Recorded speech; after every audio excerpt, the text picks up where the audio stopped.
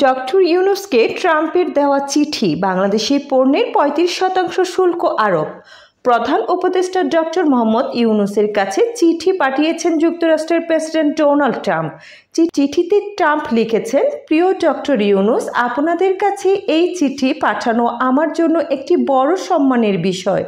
আমাদের বাণিজ্যিক সম্পর্কের শক্তি ও প্রতিশ্রুতি এবং আপনার মহান দেশের সাথে উল্লেখযোগ্য বাণিজ্য ঘাটতি থাকা সত্ত্বেও মার্কিন যুক্তরাষ্ট্র বাংলাদেশের সাথে কাজ চালিয়ে যেতে সম্মত হয়েছে।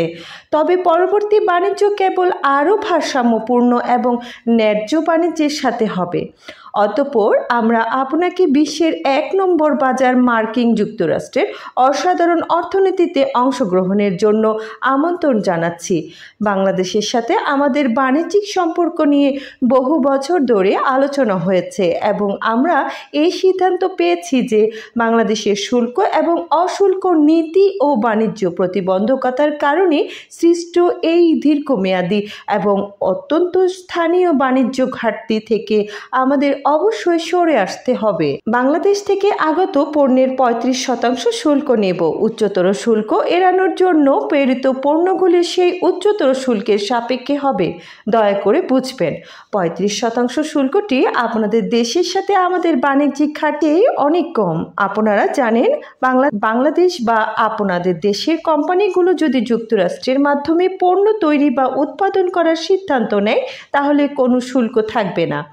বাংলাদেশ যদি এই শুল্কের বিরুদ্ধে পাল্টা কোনো ব্যবস্থা নেয়, তাহলে শুল্ক আরও বাড়ানো হুমকি দিয়েছেন যুক্তরাষ্ট্রের ট্রাম্প। চিঠিতে লিখেছেন, যদি কোনো কারণে আপনি মার্কিন পণ্যের শুল্ক বাড়ানোর সিদ্ধান্ত নেন, তবে আপনি যে সংখ্যাটি বাড়াতে চান তা আমরা যে ৩৫% শুল্ক নির্ধারণ করেছি সেটির সঙ্গে যুক্ত করা হবে।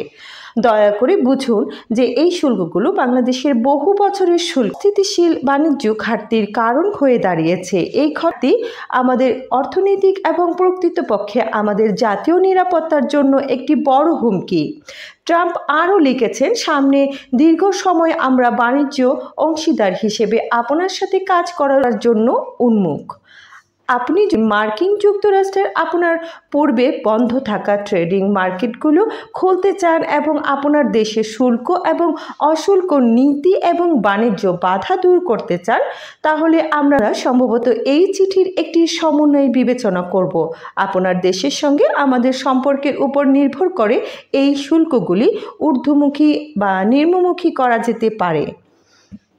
মার্কিন যুক্তরাষ্ট্র নিয়ে আপনি কখনো হতাশ হবেন না।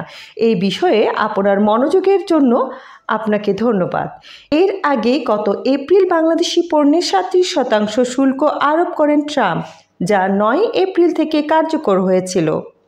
তবে বিশ্ব অর্থনীতিতে টালমাটাল পরিস্থিতির সৃষ্টি হলে এসব শুল্ক ৩ মাসের জন্য স্থগিত করেছেন তিনি, যা আগামী ৯ জুলাই শেষ হচ্ছে। এর আগেই নতুন করে বাংলাদেশি পণ্যের ৩৫% শুল্ক আরোপ করেন তিনি।